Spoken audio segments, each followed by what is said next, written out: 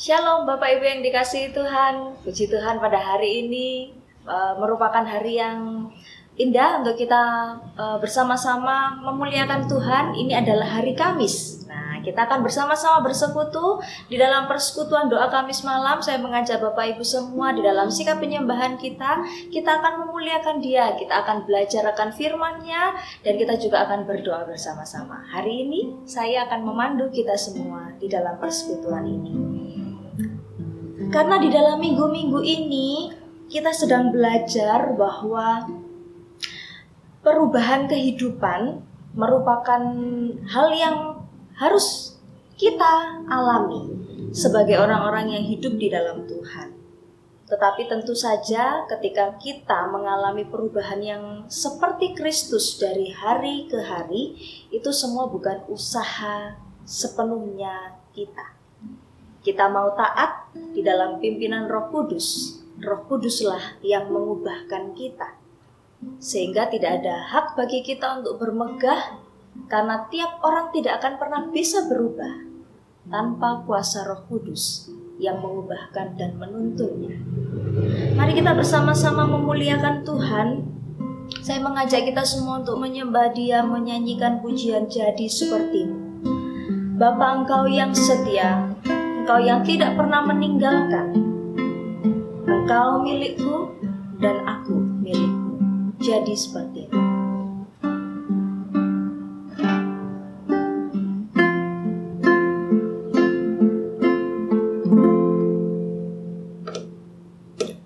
Bapa, Kau setia,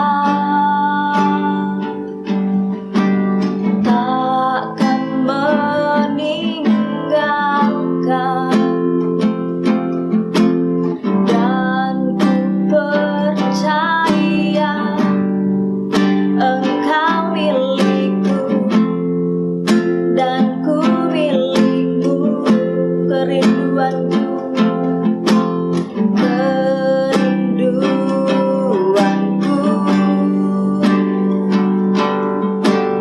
tinggikan namamu, karena ku tahu Engkau dalamku dan ku dalammu. Ubah hatiku, ubah hatiku seperti hatimu,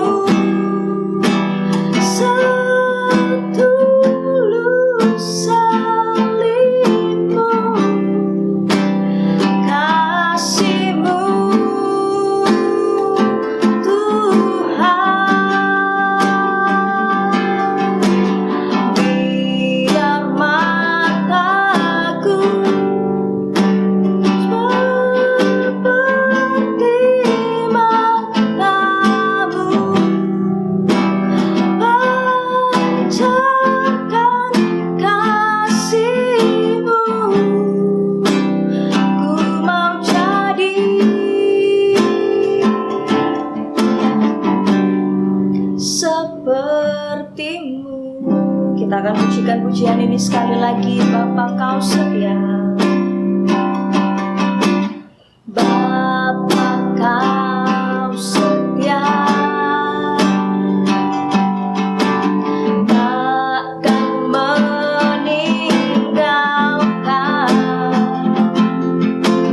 dan ku percaya Engkau milikku dan ku milikmu.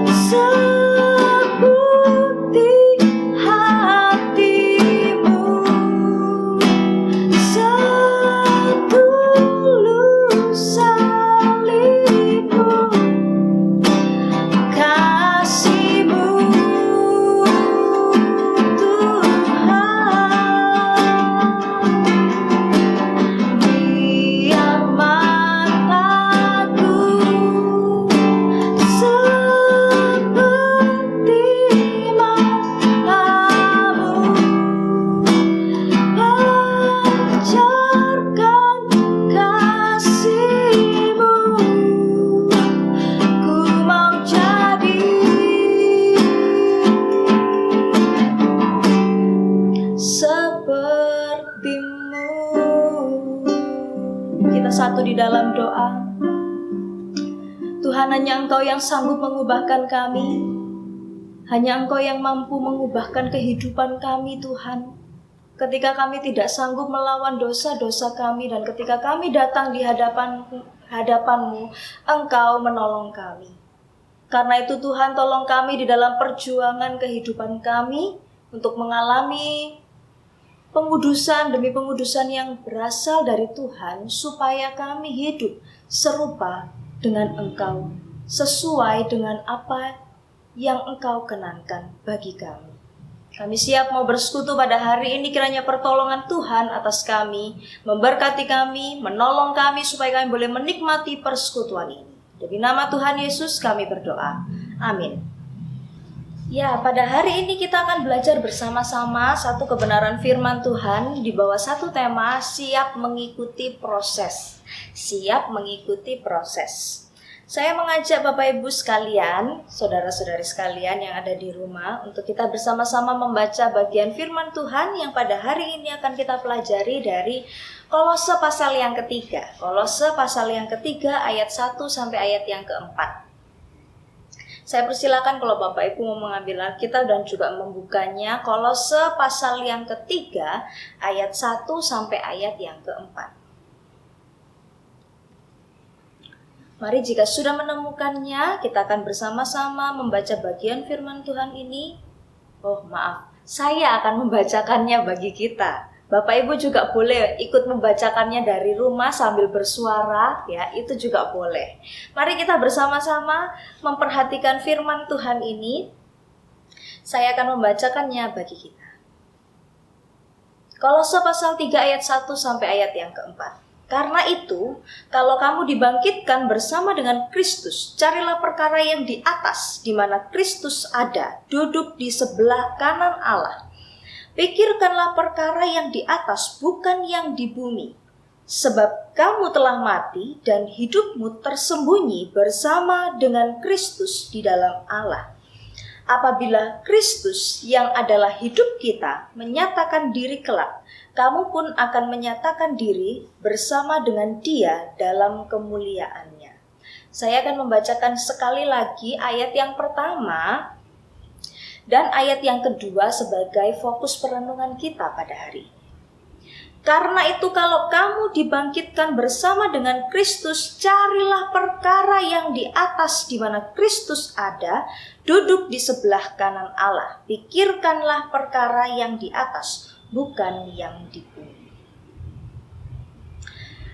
Bapak Ibu yang dikasihi Tuhan, berapa tahun yang lalu, saya dan beberapa guru sekolah minggu dari gereja ini merencanakan sebuah rekreasi.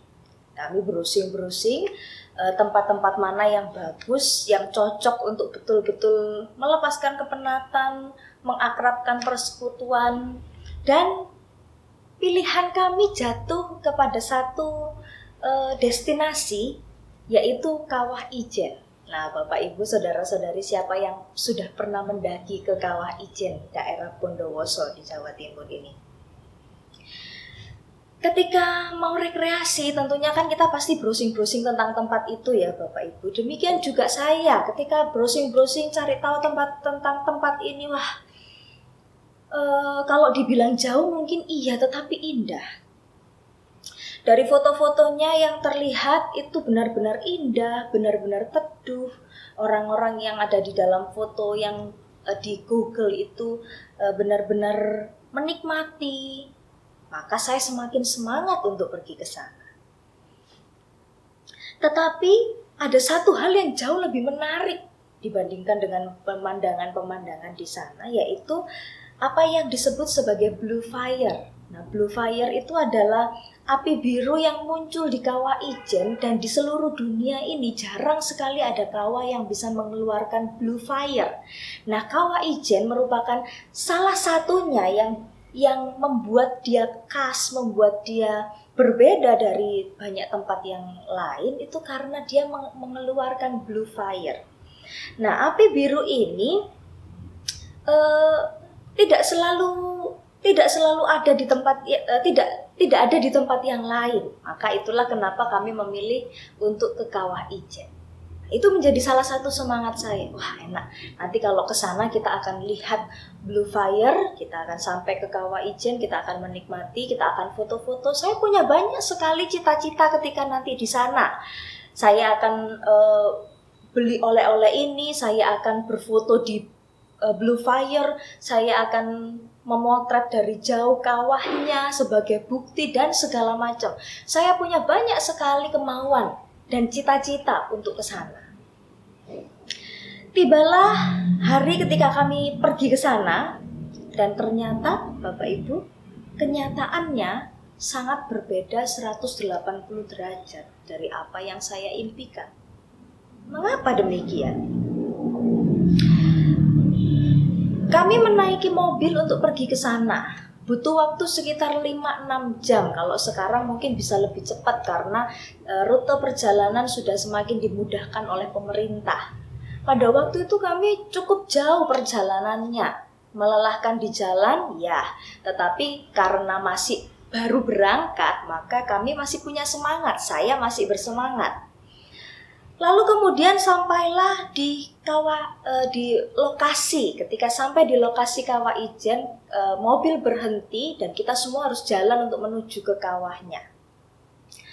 Waktu itu sudah malam karena kita harus Blue Fire itu bisa dilihat sekitar jam 2 sampai jam 4. Maka kita kejar. Kita harus ke sana sampai di sana malam hari dan kemudian jalan. Nah, ternyata ketika kami di dalam perjalanan menuju Kawah Ijen, jalanannya cukup menanjak. Oke, sedikit berat. Tapi kemudian kami jalan, kan masih muda, guru-guru sekolah minggu energik, karena biasanya setiap minggu pimpin gerakan lagu di anak-anak sekolah minggu kan harus lompat-lompat, punya fisik yang baik. Anggapannya seperti itu. 45 menit, 50 menit, belum juga tiba. Ada orang-orang yang ada di sana, masih harus jalan. Oke, kami jalan 1 jam, 2 jam, sudah mulai merasa sangat berat. Mengapa? Karena perjalanannya mendaki dan kami harus terus mendaki.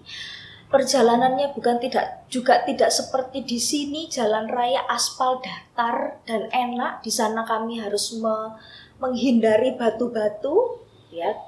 Harus berjalan menanjak, itu bukan juga sebuah perjalanan yang mudah. 2 jam, 3 jam, masih harus mendaki dan belum sampai ke sana. Belum lagi itu udara dingin. Ketika semakin menanjak, semakin mendekati wilayah kawahnya, semakin dingin. Pakaian yang kami pakai, nggak mungkin kita pakai kaos oblong, sepatu kets, kemudian jalan. Tidak. Kami harus pakai topi, kami harus pakai sarung tangan, kami harus pakai baju yang berlapis. Dan itu saja sudah berat, apalagi perjalanannya untuk naik mendaki. Itu juga membuat kita semakin berat perjalanan ini. Untuk menyaksikan sebuah Blue Fire, perjalanan itu begitu berat. Pergumulan yang kedua. Pergumulan yang ketiga, sampai mendekati kawah. Kawah sudah terlihat besar. Wah, ini sudah mau sampai. Tetapi kemudian pergumulan barunya adalah karena itu sudah mendekati kawah, maka bau belerang semakin menyengat. Kalau di bawah tadi kami belum mencium bau belerang. Tapi kemudian semakin mendekati ke atas, bau belerang semakin kuat. Membuat kita semua sesak nafas. Dengan perjalanan, dengan membawa badan yang berat ini, mendaki perjalanan yang berat itu gelap. Lalu kemudian nafas kita harus masih dihalangi oleh bau-bau belerang. Maka beberapa rekan saya yang waktu itu berjalan bersama-sama menyerah, tidak sanggup lagi jalan sampai atas. Jadi kita sudah tanpa memperdulikan Blue Fire dan apapun yang ada di kawah itu, karena badan sudah tidak kuat, turun lagi. Akhirnya turun lagi. Nah, Bapak Ibu yang dikasihi Tuhan, kadang-kadang kehidupan kita itu seperti itu. Ketika kita di dalam keimanan kita diceritakan tentang sorga, sorga itu indah. Amin. Kasih Tuhan itu indah, amin.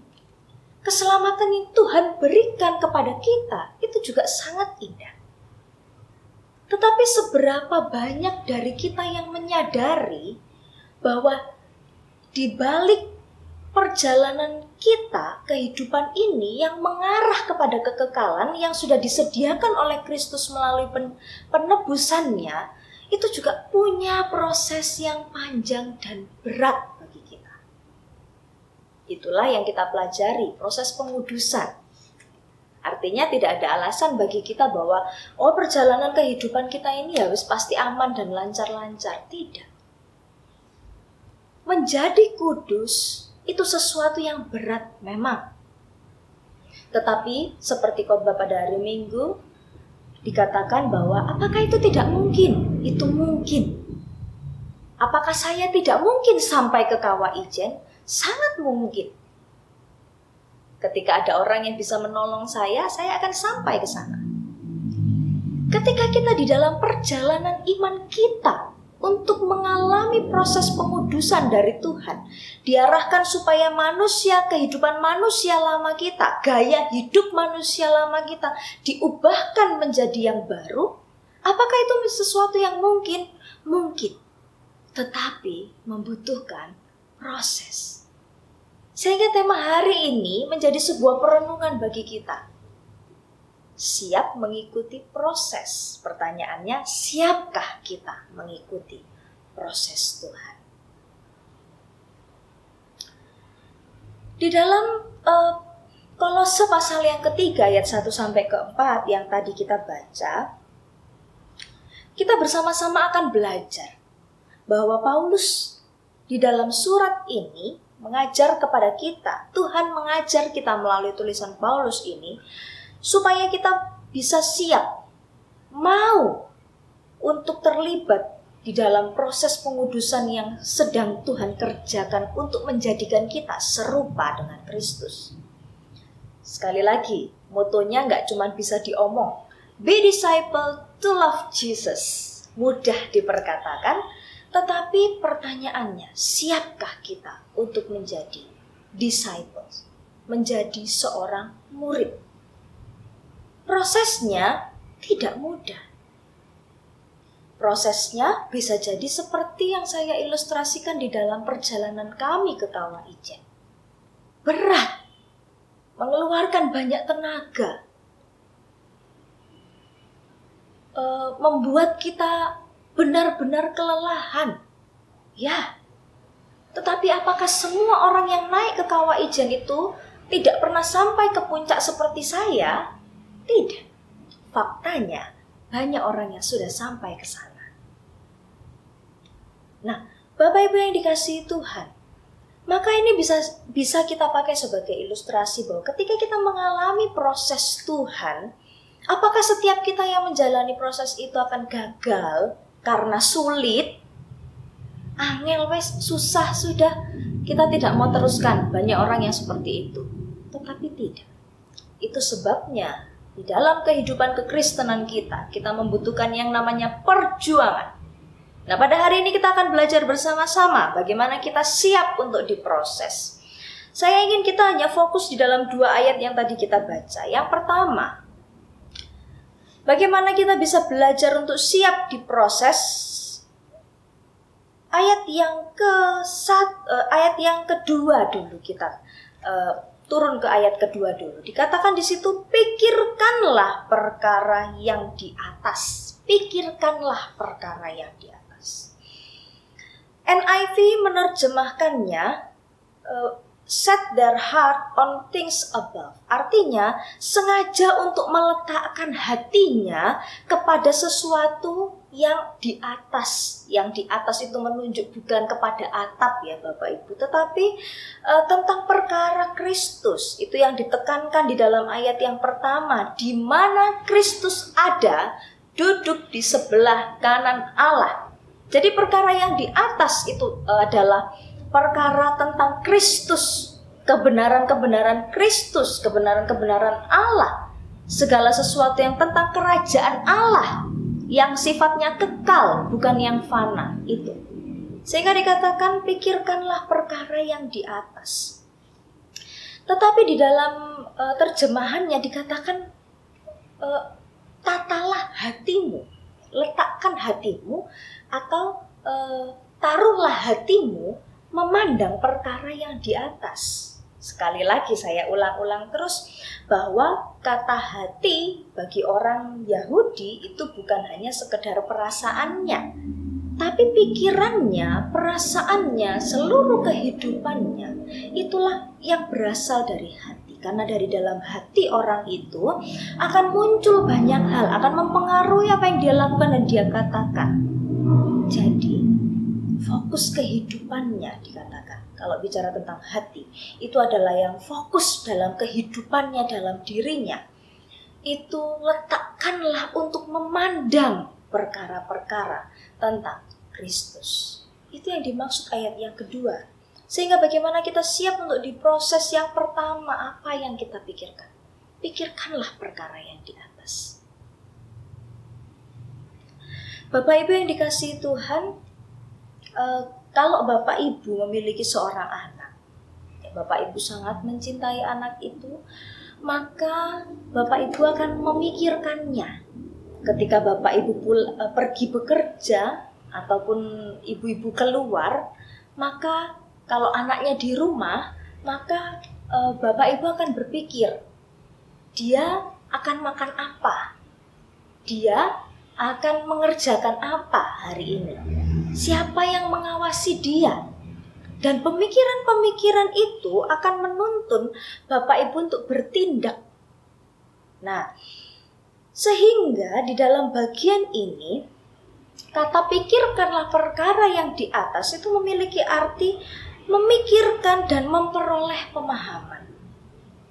Supaya ada sesuatu yang akan dilakukan.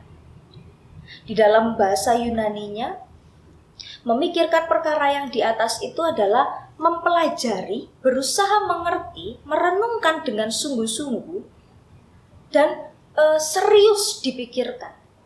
Serius dipikirkan. Kalau Bapak Ibu punya rencana seperti tadi mau rekreasi, serius mau rekreasi, maka pasti Bapak Ibu akan memikirkan. Yang pertama kita akan naik kendaraan apa. Lalu kemudian selanjutnya kita akan apa yang akan kita bawa, tempat-tempat mana yang akan kita kunjungi, semuanya kita pikirkan.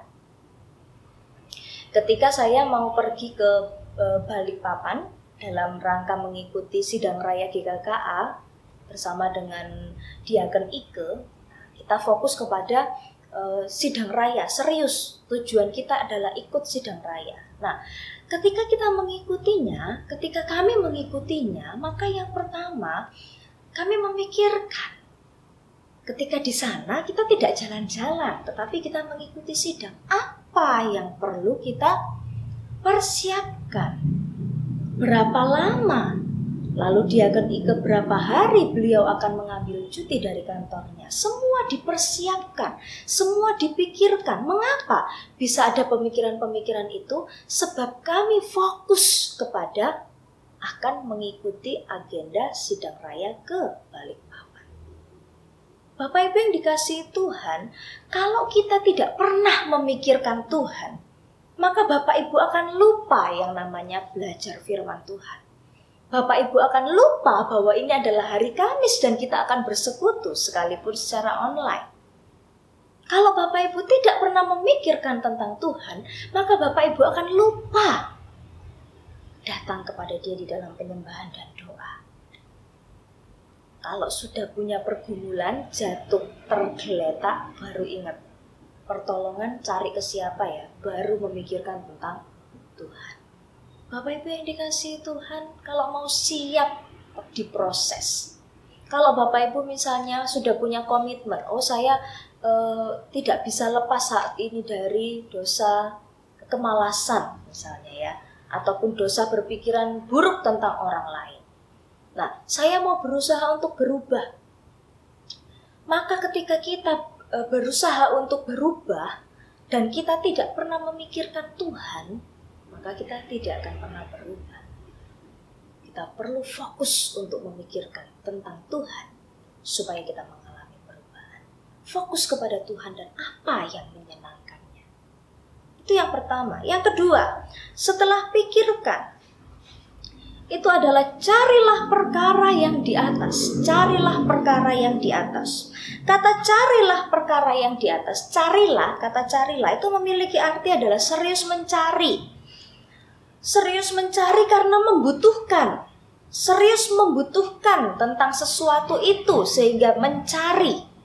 Sehingga kalau kita misalnya saya butuh air minum, pasti Bapak Ibu akan saat itu juga menuju ke tempat air minum dan minum. Kalau misalnya saya haus tapi masih bisa ditunda, nanti masih bisa minum, maka tidak sungguh-sungguh Bapak Ibu akan bergerak untuk mencari air minum. Belum sangat perlu. Tetapi di dalam konteks orang yang sudah dibangkitkan bersama dengan Kristus, itu dikatakan dalam ayat yang pertama, itu carilah, benar-benar cari karena kita ini membutuhkan. Bapak Ibu yang dikasihi Tuhan, ketika kita bilang bahwa kita percaya kepada Kristus, dikatakan bahwa janji itu ada pada kita, tergenapi. Kita dibangkitkan bersama dengan kita. Apa maksud ayat yang pertama ini? Ini merupakan sebuah kalimat perintah dan kalimat berita.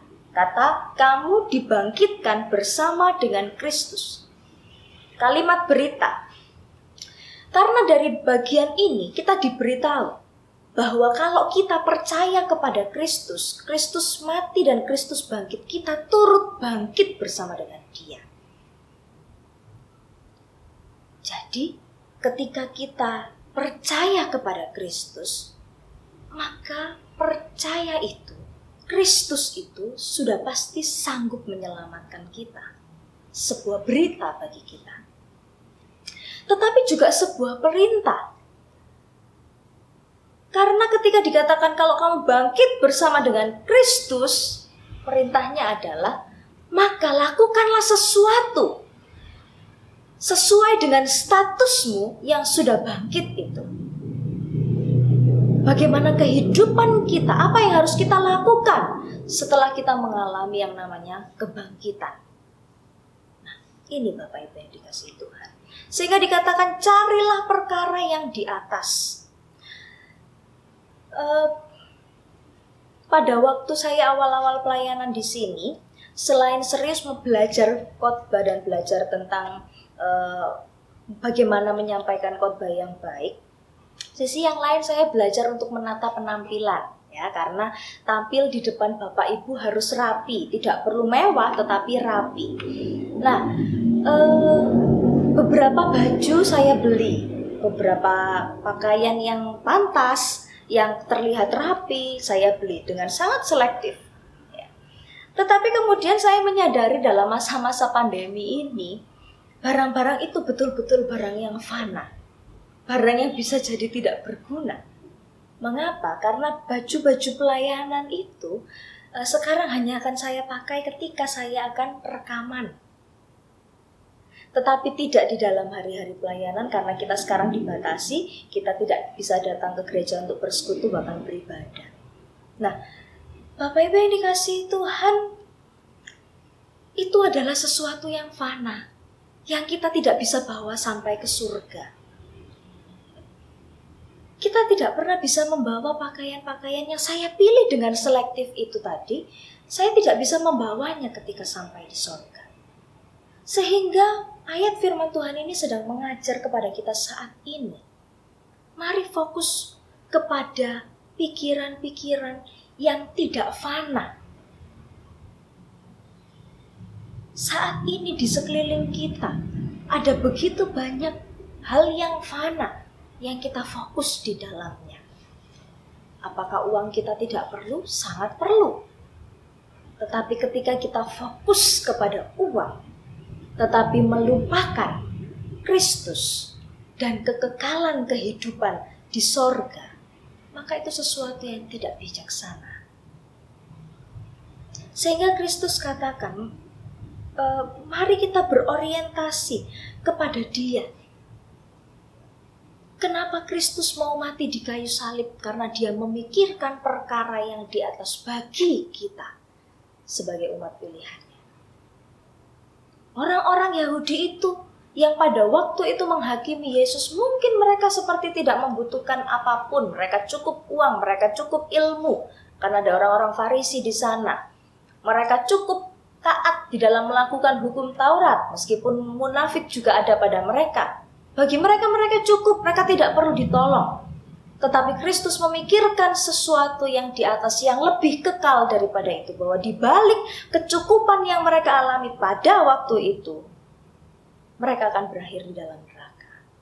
Sehingga Allah, karena begitu besar kasih-Nya akan kita, maka Kristus datang dalam satu misi, yaitu mengorbankan dirinya bagi kita, menyelamatkan kita, menunjukkan ketaatannya kepada Bapa, memberikan teladan kepada kita apa itu sebuah ketaatan. Sehingga Bapak Ibu yang dikasihi Tuhan, marilah kita mulai berdoa dan belajar. Apa itu perkara yang di atas? Apa itu sesuatu yang kekal? Yaitu kehidupan kita, manusia baru kita, yang Tuhan akan terus-menerus asah karakter-karakter yang berasal dari Dia, buah roh yang muncul dalam kehidupan kita. Sehingga marilah ketika kita hidup, kita fokus tidak hanya kepada memenuhi kebutuhan kita secara jasmani, tetapi marilah kita belajar karakter-karakter yang Allah teladankan, yang Allah berikan, yang Kristus perlihatkan kepada kita. Mencari perkara yang di atas. Sehingga Bapak Ibu yang dikasihi Tuhan, siap mengikuti proses. Itu artinya bahwa kita siap untuk dibentuk. Siap untuk mengikuti proses, itu ada resiko yang akan kita tanggung. Mungkin sakit hati, mungkin direndahkan, rasa direndahkan, tetapi semuanya itu berbuah dengan sangat indah. Ketika saya mengalami pembentukan di sekolah teologi, apakah saya tidak pernah protes dengan semua yang saya terima? Sangat sering. Tetapi ketika kita katakan siap, maka perkataan itu bukan perkataan yang gegabah. Tetapi di mana perkataan itu artinya baik itu susah, sakit, menderita, kita tetap akan mengikuti proses itu hingga selesai. Sehingga kalau saat ini Tuhan sedang memproses Bapak Ibu, mungkin untuk mengalahkan kepahitan hidupnya, kepahitan yang dialami, kemarahan dan kepada orang lain yang membuat kita sulit mengampuni orang itu, membuat kita menjadi trauma. Tuhan sedang memproses Bapak Ibu dengan pengalaman-pengalaman kehidupan itu. Teruslah berdoa supaya Tuhan mengubahkan hati kita. Kalau saat ini Bapak Ibu mungkin mengalami perendahan-perendahan dari orang lain, direndahkan orang lain, dihina orang lain, maka di satu sisi belajarlah bahwa Tuhan Yesus saja merendahkan diri sedemikian rendah, mengapa kita tidak? Marilah kita belajar melihat segala sesuatu yang ada dalam kehidupan kita, segala situasi yang tidak enak sebagai sebuah bentuk pembelajaran untuk kita bukan hanya semakin baik, tetapi membuat kita tertuju kepada Tuhan. Kiranya kita siap menjalani proses pengudusan Tuhan. Kita berdoa. Bapa di dalam kerajaan surga, terima kasih untuk kebaikan Tuhan dan tolonglah kami Bapa, karena kami sudah banyak belajar tentang bagaimana kehidupan kami seharusnya setelah menerima keselamatan juga perlu berjuang untuk taat di dalam proses pengudusan yang akan Tuhan izinkan bagi kami, untuk melatih kami, untuk membuat kami meninggalkan dosa-dosa kami, untuk membuat kami memiliki gaya hidup manusia yang baru. Tolonglah kami Tuhan supaya kami jangan mengeraskan hati kami. Terima kasih Bapa, terpujilah nama Tuhan. Ini doa kami, meteraikan firman-Mu kepada kami. Dalam nama Yesus kami berdoa. Amin.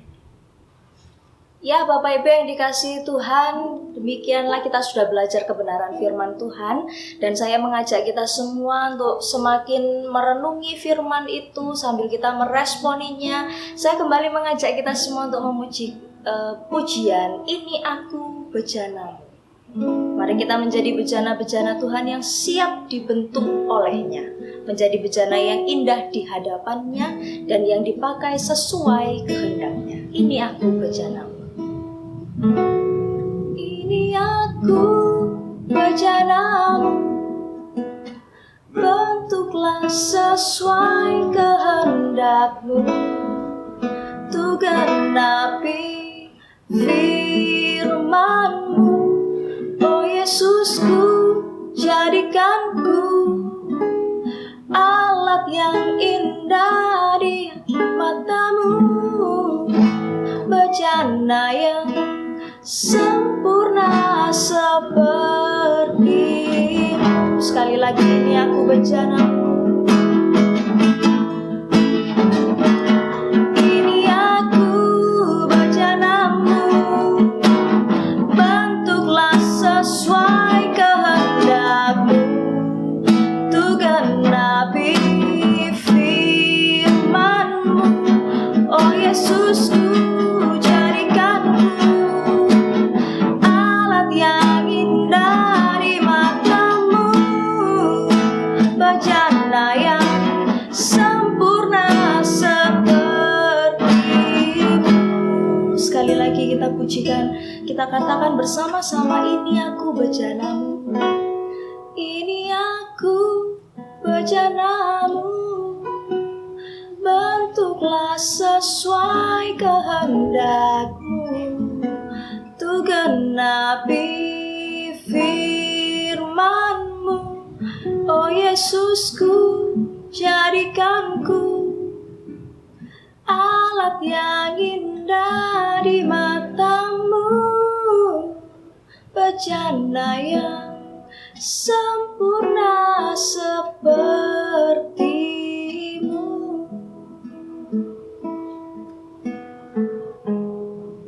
Ya baik, mari kita bersama-sama akan menaikkan doa syafaat kita, karena pada hari ini kita hanya berjumpa lewat video, maka saya akan memimpin dan memandu kita di dalam doa. Mari sama-sama kita tundukkan kepala kita dan kita akan bersama-sama berdoa. Mari kita berdoa. Bapa, sekali lagi kami datang di hadapan Tuhan membawa syafaat kami. Sekalipun di dalam kondisi kami tetap bersyukur Tuhan. Kami di tengah-tengah pandemi, tetapi ketika kami masih sehat sampai dengan hari ini, masih sukacita pada hari ini, maka kami bersyukur karena perlindungan Tuhan bagi kami nyata. Pada saat ini Tuhan, kami berdoa menyerahkan untuk bangsa dan negara kami, di dalam segala upaya untuk memulihkan perekonomian, dalam segala upaya untuk kembali menyikapi pendidikan, mereka yang berusaha di zona hijau yang melakukan tatap muka, supaya Tuhan memberkati guru-guru yang akan menjalani pemeriksaan, supaya mereka diberikan kekuatan kesehatan dan ditolong Tuhan di dalam mengajar. Tuhan juga menolong supaya yang melakukan sekolah online, termasuk di daerah Sidoarjo juga Tuhan berikan pertolongan, supaya kedisiplinan ada pada anak-anak, supaya mereka menyadari dan memikirkan akan pentingnya pendidikan, dan Tuhan memberkati apa yang diperlukan untuk kegiatan belajar mengajar secara online ini Tuhan. Kami juga berdoa memohon pertolongan Tuhan sebagai upaya dari bangsa dan negara ini untuk membuat vaksin atau upaya-upaya untuk supaya bisa bertahan melawan COVID-19 ini. Kami berdoa, berkatilah mereka ya Tuhan. Juga pasien-pasien yang saat ini berjuang di dalam upaya mereka untuk sembuh, tolonglah mereka supaya nama-Mu dipermuliakan. Kami rindu Tuhan supaya dalam kondisi ini kami juga menyadari, kami diingatkan bahwa kami bukan satu-satunya yang bisa menguasai dan mengendalikan kehidupan kami. Ternyata kami tidak mampu. Kami harus bersandar kepada Tuhan. Maka tolonglah kami supaya kami hidup terus takut akan Engkau. Terima kasih Bapa di surga, berdoa juga untuk gereja ini. Tuhan kiranya terus menolong di dalam upaya pelayanan yang dilakukan. Tuhan yang menolong supaya firman Tuhan yang sudah dibagikan tanpa batas juga memberkati orang-orang yang di luar jemaat GKK Sidoarjo, supaya iman mereka diteguhkan, supaya mereka juga diberkati. Engkau memberkati semua tim pelayan, anak-anak Tuhan yang memiliki karunia dan kemampuan talenta dan diberikan untuk Tuhan dalam bentuk editing video, musik, pelayanan musik atau pelayanan yang lain yang dikerjakan di tempat ini. Tuhan yang akan memberkati mereka semua. Terima kasih Bapa, terpujilah nama-Mu. Kami juga berdoa untuk tiap kami supaya kami makin diteguhkan dari hari ke hari. Mungkin saat ini kami juga mengalami kesulitan secara ekonomi. Tuhan, tolonglah kami, kuatkan dan teguhkanlah kami dan berikan kami hikmat untuk menjaga kehidupan kami sesuai seturut dengan yang Engkau kehendaki. Terima kasih Tuhan. Segala puji dan syukur kami naikkan di hadapan Tuhan dalam persekutuan PDKM kami malam hari ini. Dan kami akan mengakhirinya. Kiranya pertolongan Tuhan akan menolong kami dan aktivitas kami setelah kami selesai dalam persekutuan ini. Dan biarlah Engkau terus menguatkan kami Bapa di dalam iman akan Engkau. Terpujilah Engkau Bapa. Mari jemaat, kita akan mengakhiri persekutuan kita dan kita menerima berkat Tuhan. Kiranya kasih karunia dari Allah Bapa kita, damai sejahtera dalam Kristus Yesus, kekuatan dan persekutuan dari Allah Roh Kudus, menyertai setiap kita dari saat ini hingga Tuhan datang kembali. Amin. Kiranya Tuhan memberkati kita semua. Sampai jumpa di dalam persekutuan-persekutuan kita. Terus Bapak Ibu, tidak ada batasan bagi kita untuk mengikuti persekutuan karena secara online. Mari meluangkan waktu, membiarkan Tuhan berbicara terus bagi kita dan menolong menguatkan kita. Tidak ada ruginya karena hidup di dalam Tuhan adalah hidup penuh dengan damai sejahtera.